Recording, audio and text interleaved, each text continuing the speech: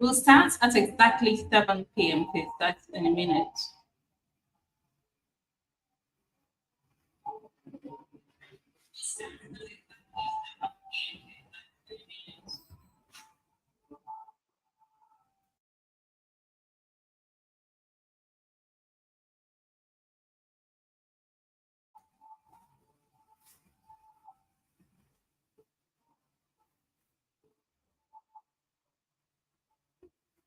Hello and welcome to the Ellen Hub channel. My name is Dr. Sarah Chidiebere Joe.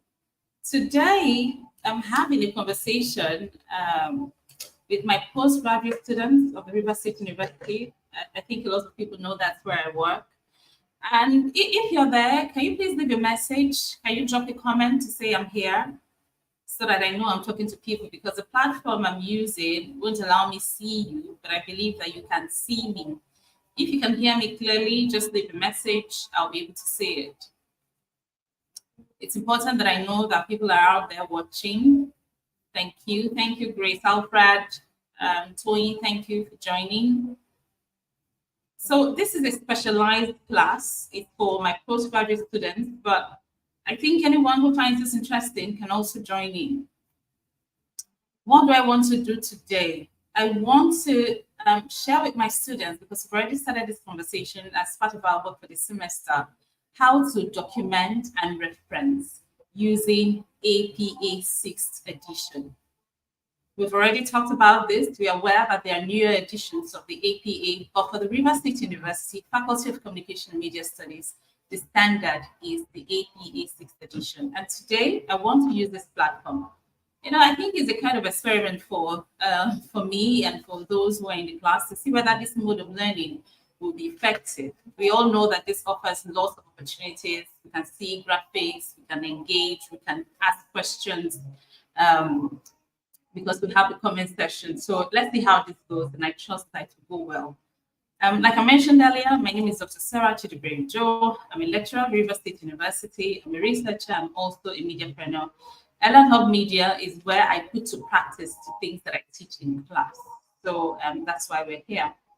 So I would like to encourage everyone to please support what I'm doing by subscribing. We share a lot of content here, from news, entertainment, information, and so you can come back and look it up.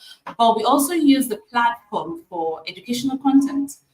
We talk about research, we do things like this, we drop messages, we bring people, interview them, have like high-profile individuals in the States and outside the state, and we hope to expand and extend that platform even more. So everyone, you're welcome. If you haven't subscribed, this is the best time to do so. Please press the subscribe button, and that's all. It's free of charge, completely free of charge.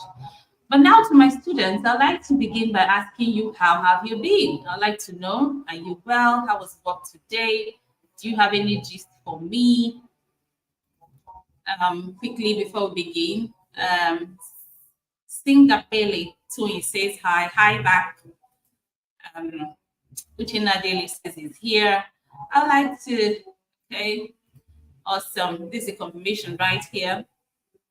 Clinton Wadu says, good evening, Doc. I can hear you. Thank you. Thank you for that feedback. But tell me, just drop a brief word, how you're doing. Are you okay?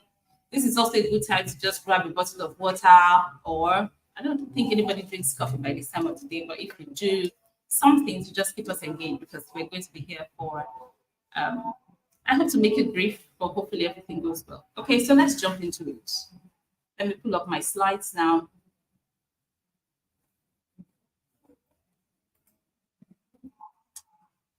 Let's make this one bigger. Okay, so the idea, let me take off the overlay as well. Okay, so like I said, we want to learn in practical terms what APA 6th edition is all about, documentation and referencing, and we've laid the groundwork in class. Today is just for me to show you and explain to you the things that are required of you. So we'll begin with the documentation part. When you prepare your document, according to APA 6th edition, these are the things that your supervisors, the faculty wants to see. The university, this is how they want your document to look. So take notes, and then you can come back, because this video will be on demand. You can always come back to look it up. Okay, so regarding your page layout according to APA 6th edition. The first thing is the margin of your work. So if you're using, say, an A4, which is the standard, right? The margins, the borders should be 1 inch around. So from the top to where you begin writing or where you begin typing, from the left, the right, and then even the bottom should be 1 inch all around. Anything outside of this will not be accepted because, like I said, it's APA 6th edition. So 1 inch around the margins of your document. I know that a lot of people rely on people to type for them. So you want to tell them this as well, because if you bring a document that is 1.5 inch around the margins, or 2 inches around the margins, or 3 inches, it won't be accepted. Or anything less than 1 inch will also not be accepted. The second thing is page numbers are part of the header of the document, and it is aligned to the right. I'll show you exactly what I mean in a few minutes. And then regarding the font, your type style when you type, when you write, what is permitted under APA edition, especially for clarity and for your documents to be legible, Times New Roman or Arial. So what is recommended is once you begin typing out your document, once you want to start writing, just organize this layout so that you don't have to come back and make any adjustments and scatter everything. Once you're typing for you, tell them, don't use anything outside Times New Roman or Arial. It has to be 12 points, not 14, not 16, not 18, not 10, 12. And the reason is clear, for clarity and so that your document is legible. The page numbers align to the right at the header, and then the margin 1 inch round. If you have any questions, remember, you can pop it in the comments and I'll respond. Okay, so go to slide 3 now. About your title page. The title page is where you have, for instance, the title of your thesis or the title of your dissertation. This is what is required. No fanciness, no color, no drama, no flowery borders. All those things are not necessary. So the title of your work should be placed in the center of the paper, the center of the document. If you're using A4, right at the center. I'll show you again in a few minutes.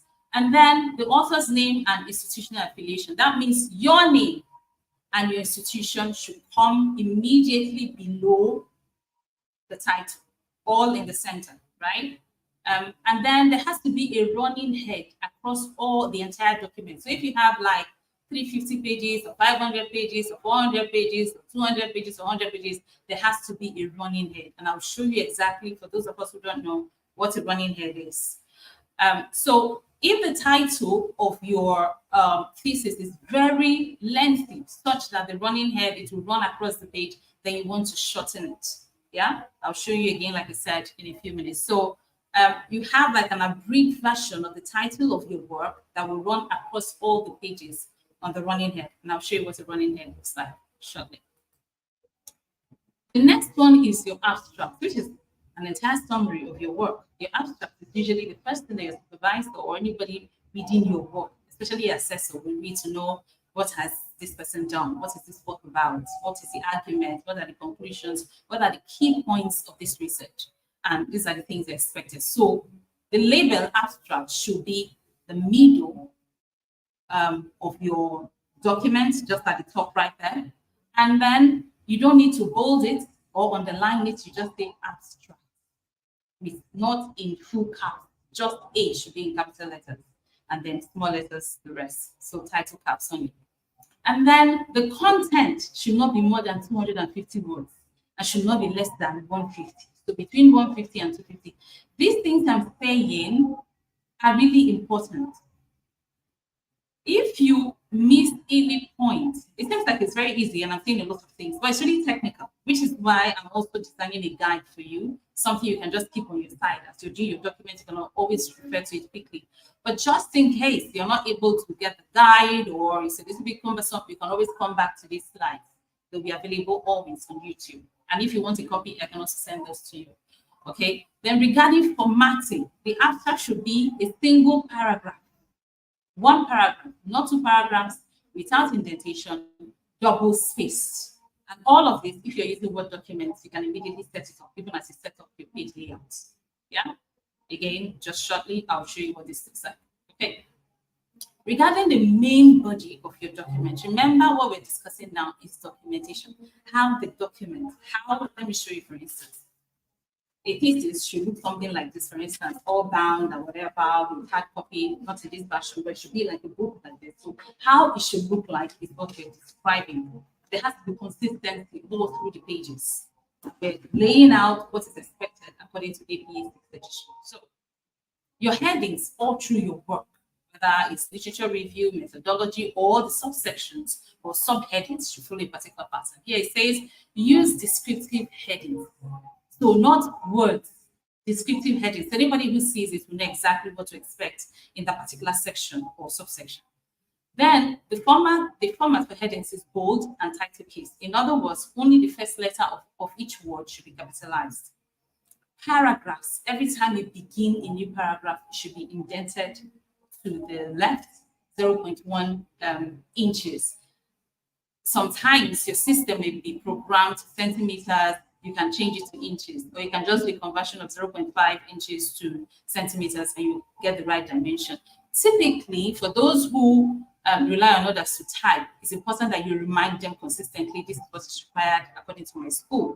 They may have their own styles, but you have to abide by this, because now that we're taking time to explain all of this, we want to achieve two things. We want to ensure that anybody who sees the documents from SEM, Faculty of Communication Media Studies, will know exactly that they're from us. So if you do something else, nobody will bother reading your work. They'll just cast it aside. So from the moment you engage with your supervisor, you want to just make this custom. The second part is, as people who are emerging as researchers, you're going to be publishing with other platforms, other journals, other organizations. It's important that you also respect their style. Remember, APA 6th edition is our style. Okay, regarding alignment, your document as you type, everything should be aligned to the left with a ragged right margin. In other words, not justified. You know how some people want to type and just for neatness, they will organize everything, there'll be straight format, everything organized. In the case of APA, no, you cannot justify. The right should be, a little scattered. And again, I'll show you, because some of these things, if we're just reading them out like this, you probably won't understand. Okay, so now this is a classic example of what we mean. If you can see it clearly, please let me know. I'll try to, let me see if I can make this bolder. Okay, great. So this is what we call the running head. The short title of your paper should be a part of your header. If you don't know what header is, please look it up on Word or any other, I think for most persons it's Word. So a summarized version of the title of your work should run across. And once you set it, it will be there. It's not something that you have to do per page. Once you set it automatically, it will just show through. Like we mentioned earlier, page number should be aligned to the right and should appear across the entire document. We also talked about the head.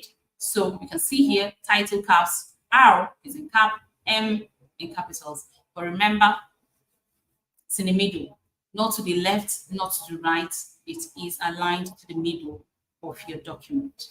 And then as you can see here, we also mentioned that each paragraph should be left indented 0.5. And you can see here from here to here is 0.5. We also talked about the margin of your work should be 1 inch all around. So if you check from here to here, 1 inch, from top to the point here, 1 inch, from here to that point, 1 inch, and then even below 1 inch. Don't miss this.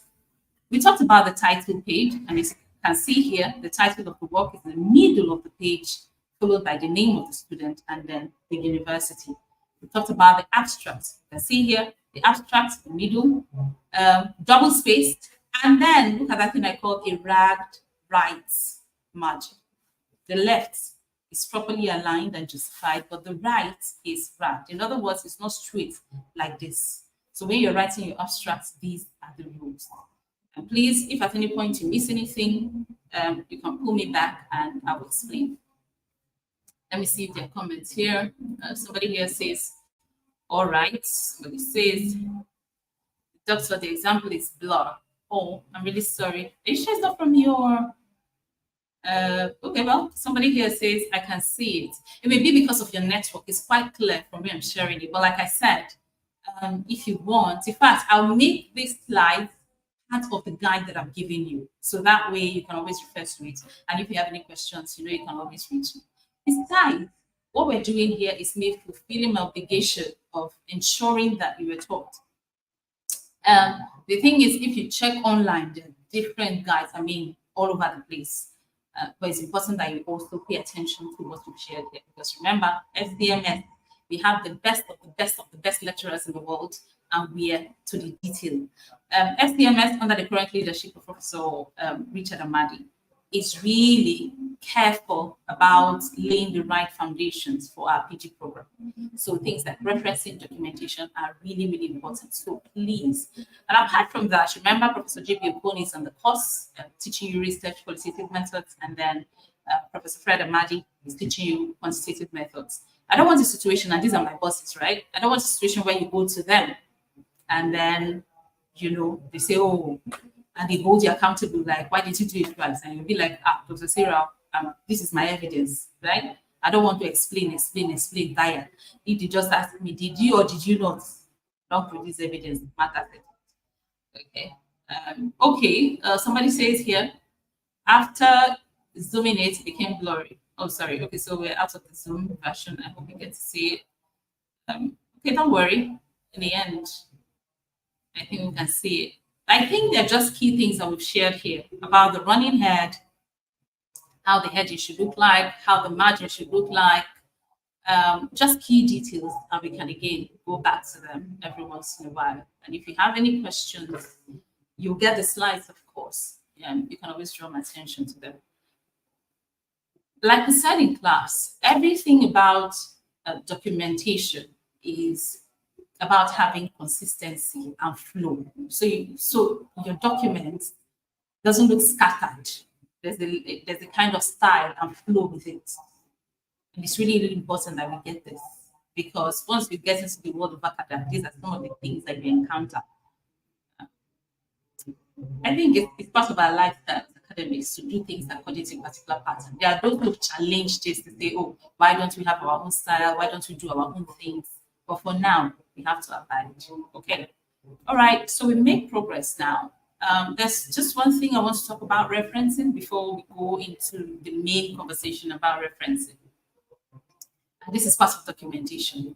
So the label referencing references comes at the end of your document, like we discussed in class. You finished your work, you're done with your in-text citation, and then in the end, you have to list for us all the sources that you cited, and that section is called references. So like the abstract, the label references is placed at the top of a new page after the main body of the paper. Regarding formatting, the sources are listed in the paper in alphabetical order. So for instance, if you have Okon 2023, you have Amadi 2024, and you have Joe 2026, which one will come first? Yeah, automatically it's going to be Amadi, followed by Joe, followed by Okon, right? In that order, alphabetically, from A to Z. Okay, and then your references, the list should be the first line should be flush to the left and then subsequent lines indented. Again, I'll show you exactly what this means. So in Word, there's a section called hanging indent. Yeah, hanging indentation. Once you select it, it will automatically do this for you, so you don't have to stress. It's all there. And I know that lots of people already know about this. I'm just saying it for those who do not. And then when you reference, there's something called digital object identifier. This is like a code for each electronic document, especially for peer-reviewed journals or for platforms like Zotero, things that we'll talk about in the future. There's a particular way they want it presented in your reference list. So if a document doesn't have a DOI is digital object identifier. If it doesn't have that DOI, and I'm sure you've seen it before, it's usually DOI.10. A generated code, right? If you don't have that, and you have to include the URL of your document, URL will be like, the things that we copy from online platforms. Yeah. If you don't have the DOI, you have to use your URL. Then you have to include retrieved from. In other words, the destination where you got that particular content from. And this is usually for web-based content, right? Okay, we make progress from here. There's also something I want to mention about tables as part of documentation, right? All tables are usually numbered. So you can't just copy or generate a table and leave it disorganized. We need to know what table comes first and then which one comes second. And then they have to be properly titled. They need to come with captions. And there are ways that this have to be done. So tables are labeled in order, table 1, table 2, table 3, and so on and so forth, right? For some other versions, they use other types of numerals. For this one, it's table 1, 2, 3, 4, and so on and so forth. And then titles and captions. Provide concise, descriptive titles for your table. So once somebody sees it, they know exactly what the table is addressing, right? And then when you're sort of, as part of your conversation, you're writing, you want to say in table 1 or in table 2 or figure 3 or figure 4. That way they know immediately what you're talking about. And just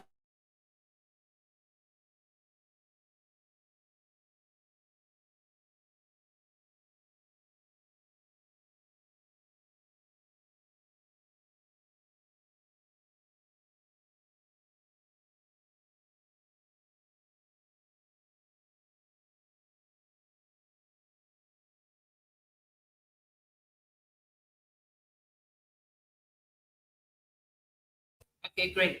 All right, I think I'm back. It's a network. Somebody says here they want to self-justify. Justification not important to allow information for research. No, no, no. That's what I said earlier. Let me just quickly address this question. So no, you're not to justify your document according to APA version.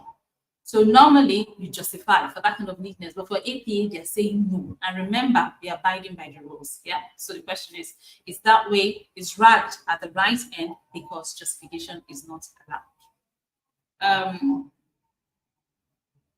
Okay. No, we're back. We're back. Who's this? They say, what happened? We're back. I'm sure it was the network, but we're back now. Okay. All right. So that's for table and figures. I'll show you examples just to illustrate what this is about. But before I do that, or just hold on 1 second, let me pull up the so that we don't forget. And then I can return to it later. Okay, so this is an example of how your table under APA 6th edition should look like.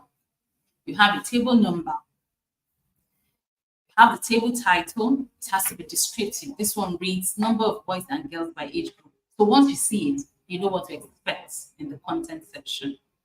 And then there are column heads.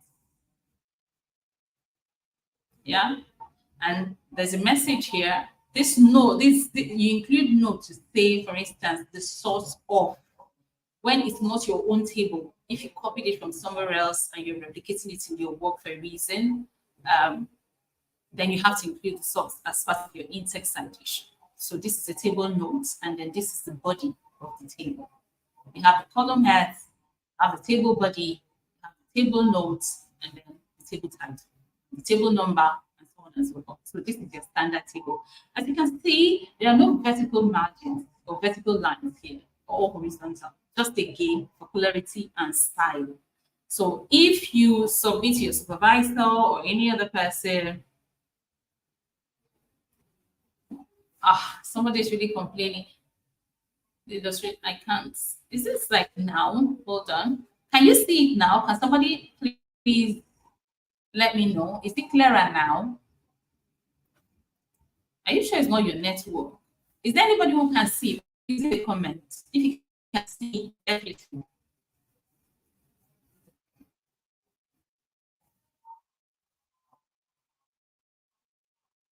Yeah, somebody is saying here network is not stable. So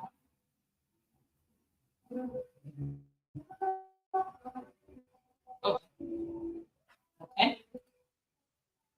And Sarah is saying it's clear now.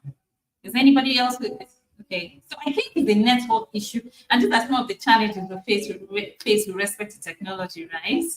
We're getting there. Try to see whether, and then maybe subsequently for parts of your house where the network is better, because it's really clear. Somebody here says it's clear. Another person says it's clear from my end. Yeah, there's somebody here. Dominic says I barely see anything here. I'm really sorry. It's your network. Try. I think some people need to call Elon Musk to help you. So nobody here says yes, but it's clear enough from my own end. Yeah, I think it's I can't see. Oh, I'm really sorry. I'm really sorry about this. But I think this style or mode of learning is really important because in class it will be quite challenging for me to share these slides. We have the facilities, of course, we have everything in our class and everything, but there's this challenge with lighting. You know, if not, I can still bring this and just have the conversation in class. I'm really, really sorry. Oh, I'm really sorry. Really sorry about this. But I mean, we make progress, right? I hope that the plan is for this to remain online. So you can come back on YouTube to watch this again. And I'll also send you the resources in due time. So for now, just try to listen. Okay, so let me show you an example of a figure, an image, for instance. Okay, so this one's are for figures. So there's a difference between table and figures, remember. And like I said, every figure should be numbered 1, 2, 3, 4, 5, 6, 7, 8, 9. And you can see the consistency here with the page numbers. And then there has to be a descriptive title. And then this is the figure itself. And then there's the legend. So when you look at the coding here, the dark represent boys, and then the light ones girls.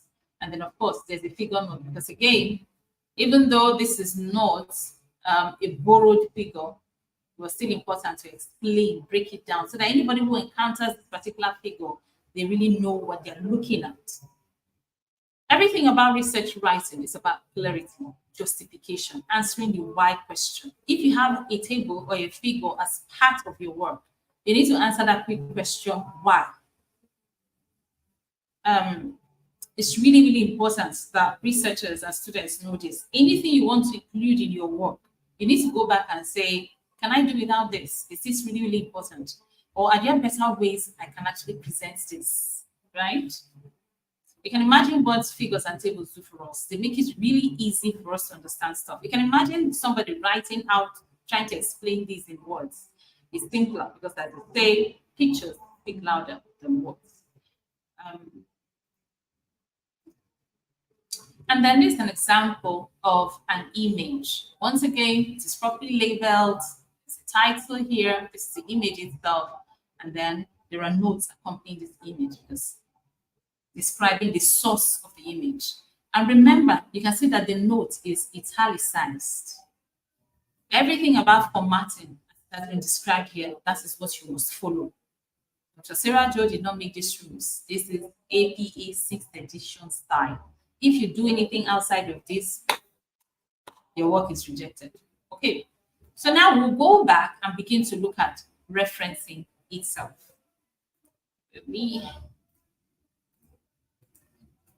Okay, we'll begin with in-text citation.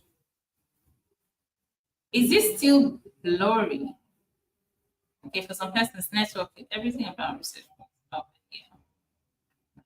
Yeah, I see somebody here is doing like a summary. Okay, so I need to know whether, can you see now? Can you see this at all? It's clear. Okay, great. So in-text citation. Remember in class, we made a distinction between in-text citation and the reference list. In-text citation is the one that you do as part of your writing. And there are rules to the game. There are rules to how you in-text cite. You don't just do it haphazardly. So these are the rules. If you're citing or making reference to a particular author, whether you're paraphrasing what they said, or you're summarizing what they said, or you're quoting what they said, these are the rules. Look at this example here. Joe, 2000, argues that. Joe, in bracket, 2000. That means you're referencing a work done by Joe. The year is 2000. Argues as follows. Another way of phrasing that is saying what the person said and then including the details at the end. So you see here, it's either you say Joe 2000 argues that, or you say the framing of Boko Haram mirrors Nigeria's socio-political realities. By reading this, we know what Joe said. So what we want to see as part of your in-text citation is who said it, being Joe, the year it was said, and then the page number. We had conversations about quoting people, summarizing and paraphrasing. And we said, if you paraphrase, you need to include page number. If you quote, you need to include page number. But if you summarize, you don't necessarily have to include the page number. So in this case, as you can see, it is not a quote because you don't see the quotation marks. What we have here is a paraphrase sentence made by Joe in her work. So one author, you can see here. And then for two authors, you can see the examples right here. According to Parquet and Alpha 2019, Boko Haram has displaced over 2 million people. You can see here that because it's part of a sentence, we're not using the ampersand, we're using the correct spelling of and. But if you were to say what Alpha said before citing, then you introduce the bracket and then you use the ampersand sign. I hope this is clear. As part of a sentence, and, A and D. If it's not part of the sentence, then you use the ampersand. There'll be a lot more examples as we make progress. Okay. There's another example that is really, really important. Sometimes we are citing what somebody else cited in their work. You're reading an article and somebody made reference to somebody else in the work. We call that secondary source. How do you do that in your own work if you want to borrow that particular part of the text? You reference the work that the person you cite that secondary source that's mentioned in the work, but you also include this phraseology here as cited in the work that you're reading. So let's say it's A and B. The work I'm reading is A, right? But A cited somebody else called B. When you're doing your in-text citation, you say B as cited in A, because that's exactly what happened, right? You're reading A, but A cited B. So if you're going to include their work, you have to reverse it and talk about the person who was originally cited and talk about the place where you saw the work. So Taylor 2007 as cited in Jones and Chen 2015.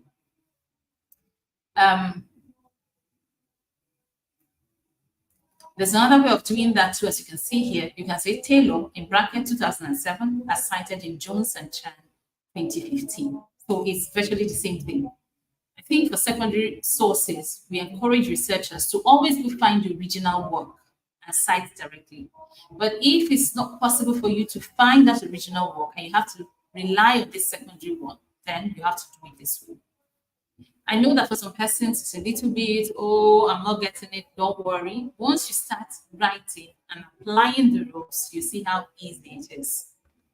Sometimes you read people's work and you don't quite see, they're making all these arguments, they're making these bold claims, and you don't know where they're getting it from, you know?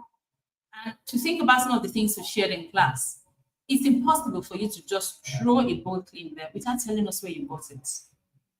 It's critical, these things that we're learning, not just for this class, but for your journey as an academic. And then think about even for your children. These lessons are really, really important. So please take them on and begin to practice. I think for our next lessons, more practice-based exercises where we're trying and bringing examples for you to juggle and reorganize, and then we'll begin to get the hang of it. But for now, just calm down, take it in. If you're feeling a bit confused, don't worry, you will get it in the end. I assure you, you'll get it in the end. Okay, so if it's an organization, the United Nations, we know it's an organization, a global organization. It could be any other organization, and you think that their work or what they have said or what they have published is relevant for your work, relevant enough for you to include it in your work, then you have to reference them, right? So you see here, the United Nations to 2023 reports that blah, blah, blah, blah, blah. Or you say what was reported, and then you include at the end, in brackets, United Nations 2023. This way, anybody picking up the work, And remember, for everything that you cite in your work, for every in-text citation, we want to see the full reference at the end of your work. Remember, in-text citation of your work. In-text citation is something you do within the body of your reference list is the one that you generate at the end of your writing. Okay, let me quickly address this question. It says, so in what instance do you use figures instead of tables? I think it's all about presentation and the kind of data you're working with, right? It's all about what is best fit for that situation. What I encourage researchers or students to do is to put yourself or get some other persons to read your work and say, well, if you use a figure to describe it and people can't really get the message, then you want to use a table. And then if you use a table, it's not clear enough, you will consider a figure or even an image. But you also cannot litter your entire piece of work with tables. There are some things that just fit into tables, right? Numbers work well. Like if those numbers are really, really important, you want to put them, but in a way that will make sense and in a way that won't be cumbersome. But figures can also bring like a visual presentation of your numbers in ways that are memorable, right?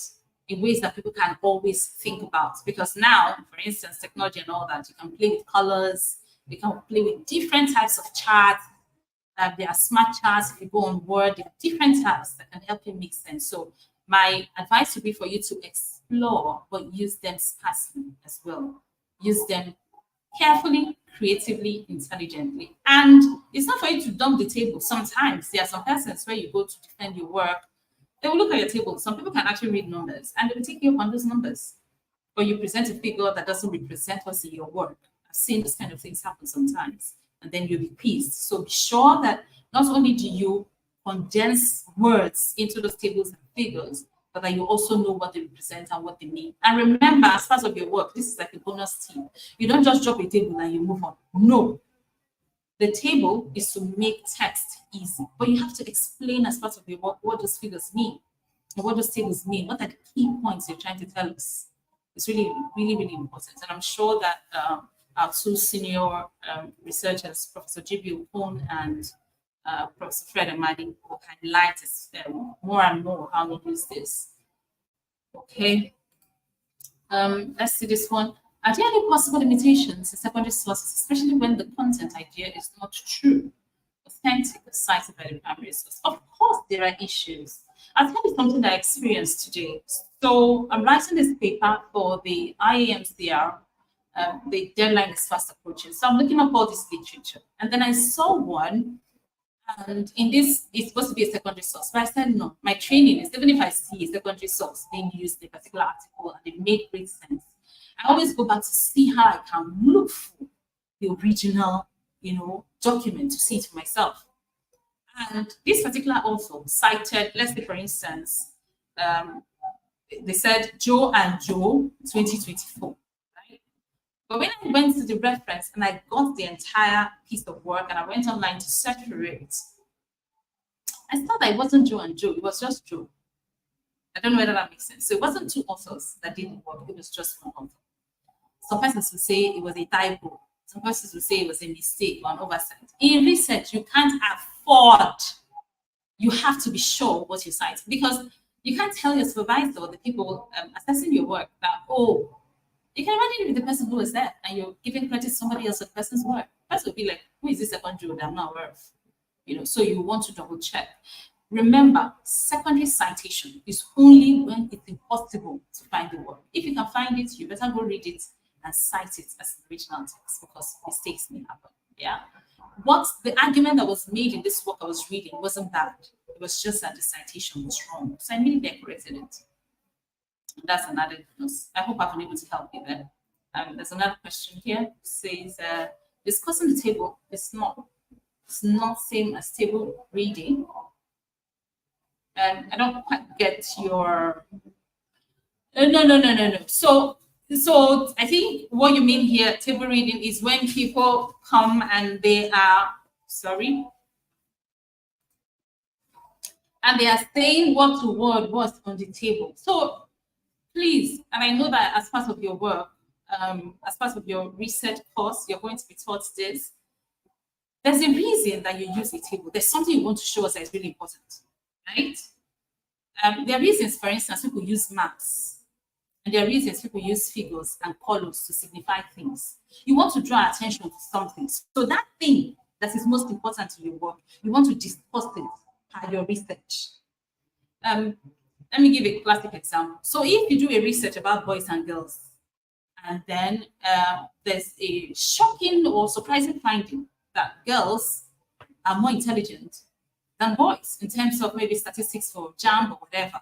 That's something you have to not only put on your table or your figure, because of course image will work in this context, but you also want to tell us, you want to highlight that point and discuss it with respect to your research. Because you see, anything that is not important and is not tied to your work in terms of enhancing your contribution or your methodology or the key points or even the gap of your study, then it's not necessary. Sometimes people like to introduce tables to show like frequencies.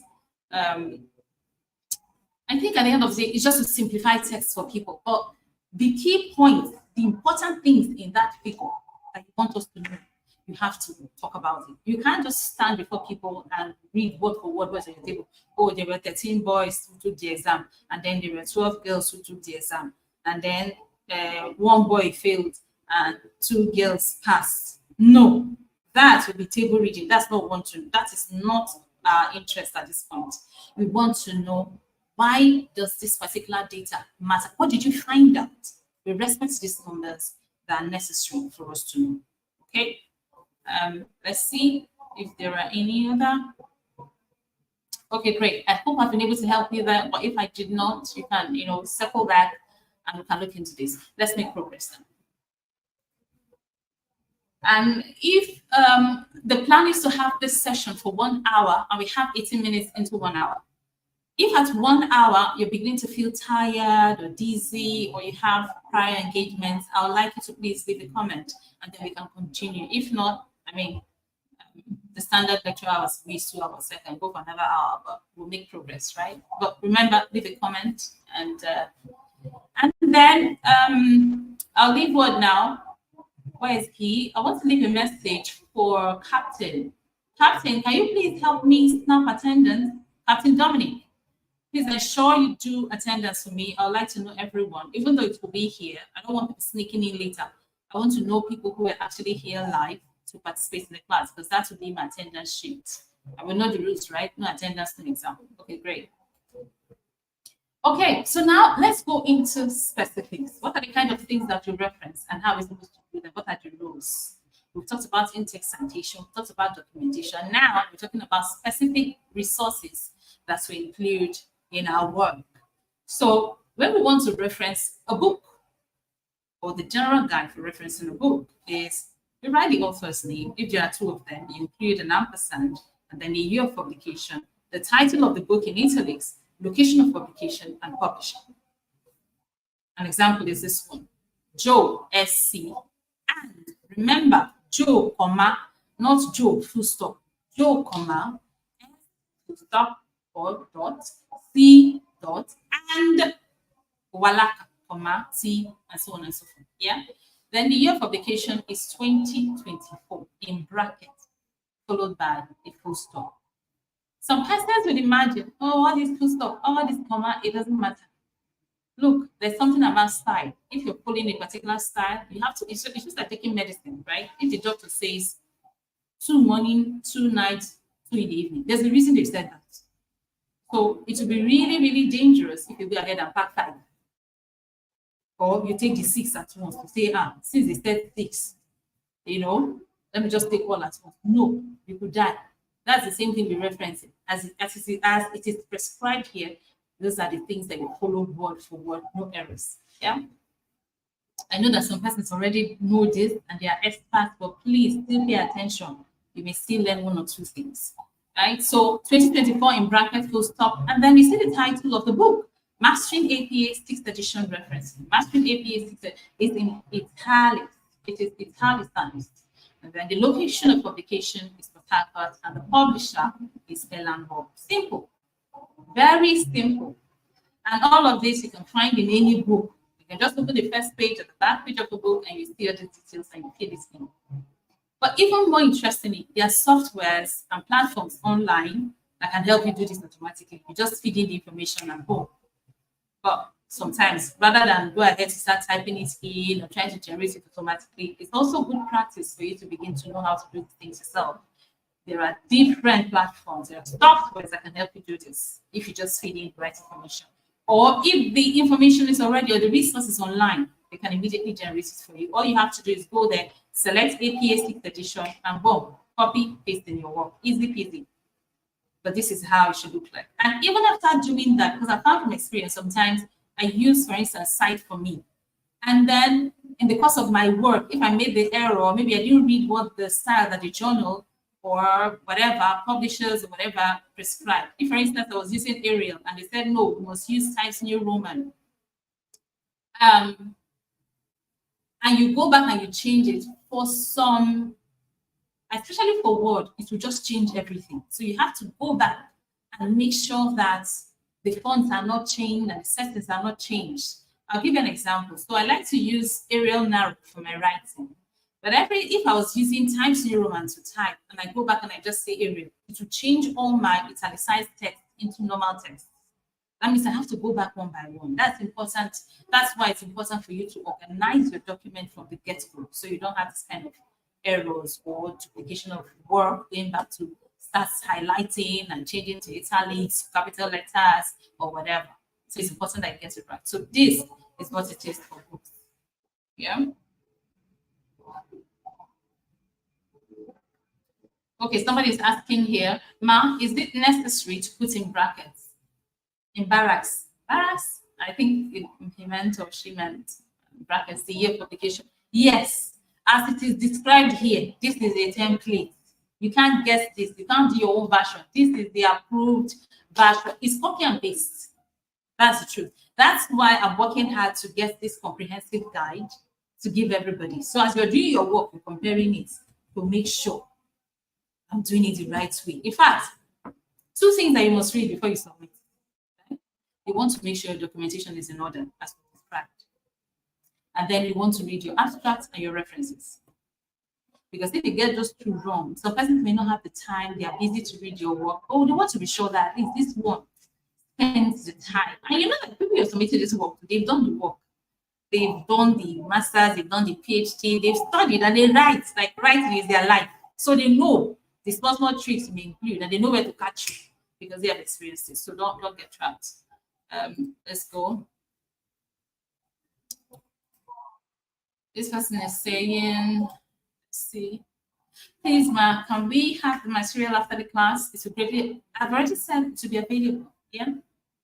So that's done. Okay. I see the other ones here are just attendance. Okay. If you have questions, remember, just pop it up and I'll take a look.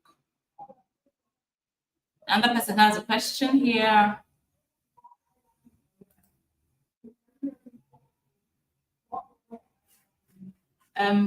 Doctor, if there are two authors, do you add a comma after the initial full stop? I'm not sure I understand this, but remember, if there are two authors, this is what you do. Author one and the person's initials. If the person doesn't have two, you have to include all the initials. And the ampersand version of and then the second author, full stop, in brackets, year publication, full stop, and so on and so forth. If it's one author, then you don't need an ampersand, right? It's quite clear here.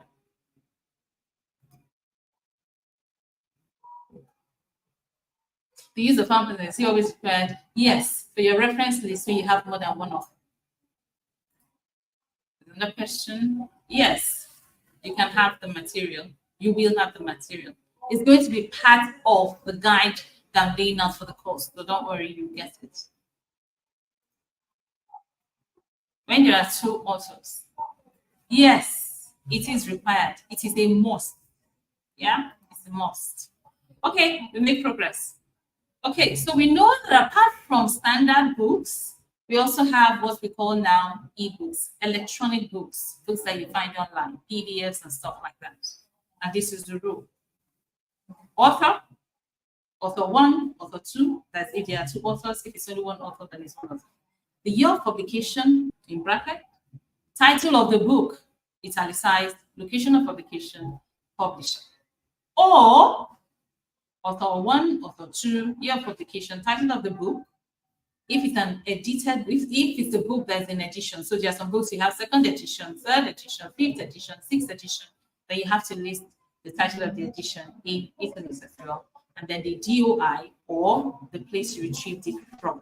Remember, you can't just copy the URL and paste there. You have to include this retrieved from so, because your reference is something that people will read, right?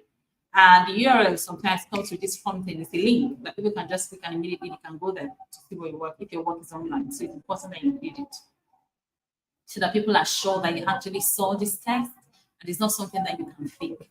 So this is the version. So just an example here, Jones AG and Chen B, referencing the guide for students, second edition. As you can see, second edition is italicized, the title of the work is italicized, and then you have the DOI. The DOI is present, so you don't need the URL. I'm sure that's clear. Any questions? Let me know. Okay. Now, sometimes it's not the entire book that you're referencing. You didn't read the entire book. You just a particular chapter. That's all you read. There's a guide for that as well. Book chapter. So maybe a book of, say, 20 chapters. You read only chapter 3. A book of 10 chapters. You dealt your work. What you really needed and you read was just chapter 2. There's a way for you to reference that as well. And this is it. You put the name of the author and or the names of the author, there are more than one, the year of publication in bracket, strategies for success. This is not italicized. This is the title of the chapter, right? And then you say in C. Taylor ed. This is the kind of book that was edited by other people, but different persons contributed to the book. And I know that you've seen lots of books like that. So they're usually written as edited by this and that, or edited by, in this case, T. Taylor. But when you open the book, the different chapters were written by different authors. So in this is an example of such a book. You have the authors of the chapter, the title of the chapter, and then you have where it is located, where this chapter is located. So in the original editors of the book work, and then the title of the book. As you can see, strategic use of comma, full stop, and so on and so forth, and you have to follow it through. And then you have, in describing a location, the chapter location is between pages 213 and 225. You have to include it. This is what helps anybody looking through your work to say, this is the title of this book. This is the chapter I read. They were written by so and so if there are two persons, but this is where you find them. So that, remember what we're discussing about referencing, is that we do this so that people can actually vet our work. We can actually contribute to knowledge. If you've written something really exciting and you said it's from this chapter, some persons may want to go verify or want to see it or read it for themselves to see whether they can make a different meaning. So it's important that we do that. And as usual, you include the location of publication and the publisher. This particular text is published in Melbourne, Australia, and then by the Monash University Press. I'll keep emphasizing, it's important that you remember and be calm about this. You will get guide for this, but it's important that we do this so that you know just how important, and for some persons, especially at the early stages, how complicated it is. You're going to write an exam around this. You're going to write your research for postgraduate, for PGD, and for masters. And then for some of you, you're going to go ahead and do your PhD as well. At that point, you already know everything. It's just like a refresher course. But I think it's more about the long-lasting effect of things like this that's important to me. You will write. You're going to publish. You're going to be amazing researchers around the world. We want to be sure that the right foundation is set for you. Okay. Let me quickly take this question before we make progress. So talking about e-materials and sources, and a researcher consider information and citations gotten from Google is worthy for academic writing. Okay, so on Google, there are lots of resources, different types. as part of a research class, qualitative, quantitative, I'm sure at some point when they're telling you about literature review, you're going to be shown different types of sources. But if that's something you'd like me to talk about, I'd like you to leave a message. If I have a good audience of say up to 20, 30, I can quickly do that for you. And I think on my website, www.drjoe.com, I think I have a list of credible academic resources that you can go look up. Now, Google is both credible resources and junk. My advice is this: if it's by a renowned journal, if it's peer-reviewed, if it's reliable information that can be verified from other sources, then yes, you can include it in your work. But remember, on Google, there's something called Google Scholar. You want to explore that platform and you see lots of resources that you can use. So we want to double check the information and be sure. But remember, things like Wikipedia or gossip columns or people's opinion in newspapers, they don't quite count. You can depend to just lay foundation for your work. I mean, for newspaper opinion, for instance, what's happening in River State with all the drama, you can actually say, oh, this person made this kind of comment here. But those are not the core of your research, right? So you have to be really, really careful the kind of source you find on Google. For instance, I mean, you can go on Google and see a blog publish something. That's not really credible. There's some blogs that are really, really good. Ellen Hub is one, for instance. Even though we don't like to go by label blog, but yeah, it can also fit where a blog plus. And we really vet our information as much as we can. So there are some, but you have to be quite selective. Yeah. For academic work, I would like to restrict it to books, e-books, verifiable sources, Google Scholar, and all the journals, amazing journals, littered on Google and other platforms. So yeah, let's see, any other question? Okay, we make progress. So we've just finished learning about book chapters. I think the most important thing here is the fact that the title of the chapter is included, and then the book itself is mentioned, and then the part of the book where this chapter is located is also included. Remember, it's not one P, it is PP, and the reason for that is pages. If it's more than one page, it is double P. If it's one page, it's one P. It's really quite odd to have a chapter of a book that is just one page, but again, well, if it does happen, then it's one. Else, the standard is double P, showing the range where the chapter starts and where it ends. Okay, so let me take this question because it's quite important. For an online material when we don't have location and publisher, what do we do? Remember, I haven't shown you how to cite online resources yet. I've shown you book, ebooks, and book chapter. So just be patient, we'll get there.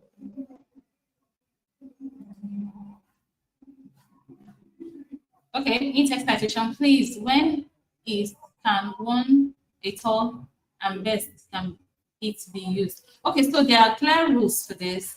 For the APA 6th edition, I think once you have more than, okay, we'll get to that point, but I think it's if you have more than 5 authors, then it's et al. Because I know that I use APA 7th edition a lot, so that's what I'm very familiar with. And if you have more than 3 authors, then it's from the first author et al.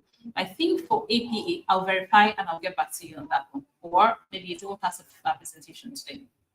Okay, so another source that we really use, and I mentioned just earlier, journals, academic journals, and we know what those are.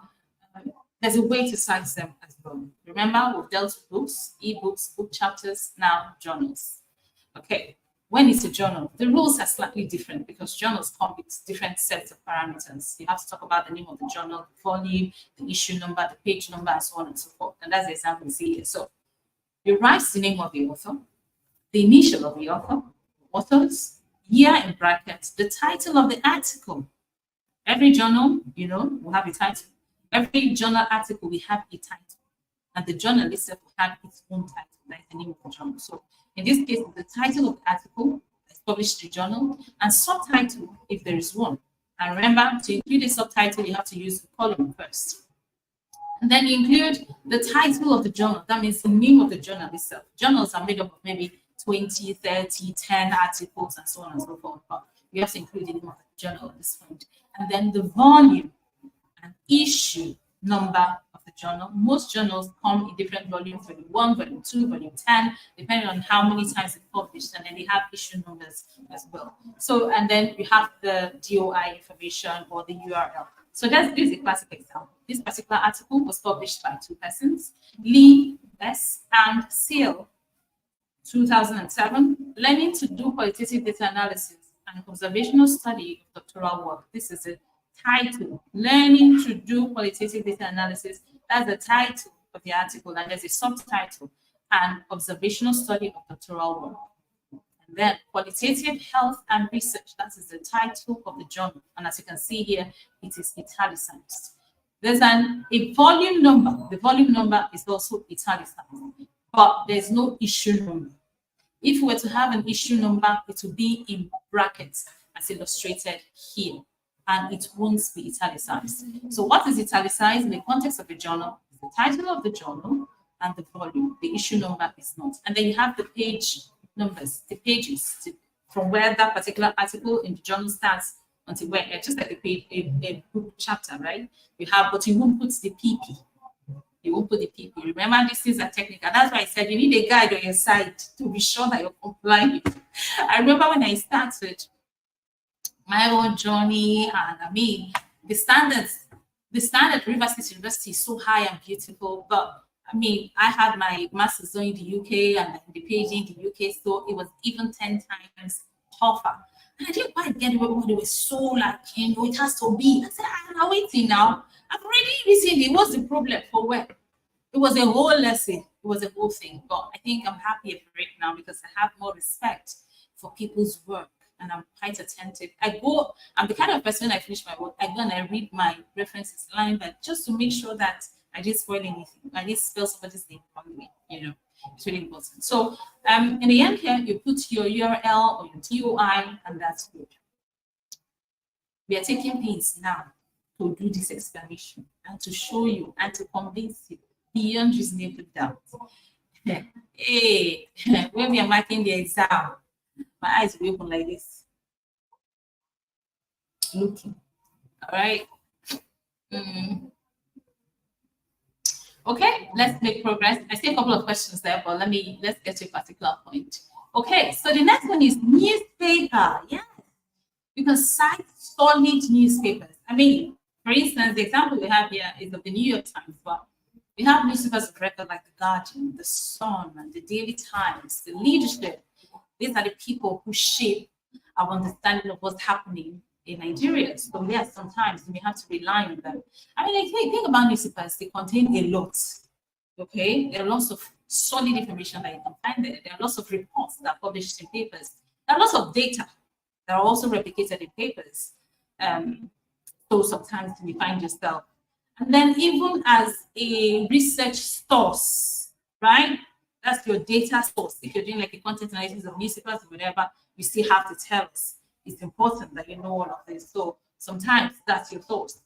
So it's important that you include it in your reference list. Now, how is it done? So if anybody is feeling tired, remember we are the 1 hour period is up. If you feel a little bit woozy, you can let me know, and then we can wrap up and continue some of the time. But if you can still take a few more minutes, that would be good. Okay. Something funny is really happening here, and this is really on a lighter note. I know that this is the class and all that, but sometimes somebody should please help me call my husband and ask him to stop distracting me, right? It's just making funny gestures, and it's not funny at all. I'm working. Okay, great. Okay, so back to what we're doing here. So for newspapers, what you do is the author, the initial, and remember, see the difference now. It's not just the year you include. You include the year, the month, and the day of publication. And for any standard newspaper, you can have all this information, right? Whether you find them online or you find them offline, it's available. Okay. Then the title of the article and the subtitle, if there's one. I want you to pay attention to the areas where there are the use that is italicized and the areas that are not, because these are the kind of things that will be graded in your work. as part of saying, well, in terms of documentation, perfect. You have to read the truth. Okay, so the title of the magazine or the newspaper, the volume and issue number. There's some newspapers and magazines that have volume and issue numbers. So if you have those, then you have to include them as well. And then the pages of the newspaper, then the location where it was retrieved, if it's an online newspaper. If it's a hard copy, no issues, you just include the page number and you're good. So let's look at this example. An article was published by Zendrian A, 2008. And then you have to include, like I said, the month of publication. And the day of publication, in this case, is April 15. The title of the article that Zendrian published is CEO Pay Too High? Question. CEO Pay Too High? And then it was published where? The New York Times. The New York Times, this particular article, it wasn't like a hard copy version. It's actually online, so retrieved from, this is the URL. So what that means is, if you have this published online, somebody clicks on this link, for instance, it should take them immediately to your source. So you have to copy the correct locator, yeah, and paste it right there, retrieve from. With this, I mean, think about it. If you have all this information, nobody will be querying your work. They will say, did you read it? Are you sure? That's what the person said. You just say, well, let me take it there. I remember I shared in class how I went for this conference and somebody was debating and contesting some of the things. I just pulled up the reference. Okay. All right. I think I'll wind down now so that even I can go attend to other issues. But I'd like to thank you for finding the time. I've noted a few challenges, the whole thing about network, the clarity and everything. But because this resource will be available for you to look at, I don't think that's much of a problem. I'd also like you to please leave some comment if you found this resourceful or useful at all. Is this something you want us to do again? Because for me, I do lots of online stuff, right? But I want to know for this particular class if it's something you'd like to see again. So we are the 15th slide, and I have a lot more, but I do understand this is evening, you just come back from work and it's weekend. Some persons need to go party and all of that. So I'll release you now, but I hope that this has been useful. And when we come back, we'll be able to quickly round up probably next week, and then we'll do, okay, somebody says here, thank you, Ma. Also attend to this. It's already funny. I thought you had something serious to say. Okay, great. So I thank you so much. And I know that some persons may be like, oh, it's too much. I've had to take it. Don't worry. It's easy. Once the guide is there, you're referencing the journal, you know, you're a book, you know, you just do it. Even if somebody is standing for you, you can't type. You can just give the person the guide and follow through. And if you have any other questions regarding what we've shared today, you can always reach me. You have my number, you have the WhatsApp platform, and then we can deal with it. Oh, for now, I'll say thank you. And please, if you haven't subscribed to my channel, this is the time to do so. Please subscribe. I'm really, really grateful. Thank you so much. Okay, so somebody says here, the class was very resourceful. Thank you, Ma. Thank you too for showing up. It was quite helpful, Ma. Thank you. Okay. Thank you, Doctor. I really appreciate everyone. God bless you. Have an amazing day. Well, please subscribe and share it. Share it so that everybody follows, so that I can start making billions. Yeah? Yeah. I like money too. All right. Take care. Have a lovely evening. Bye.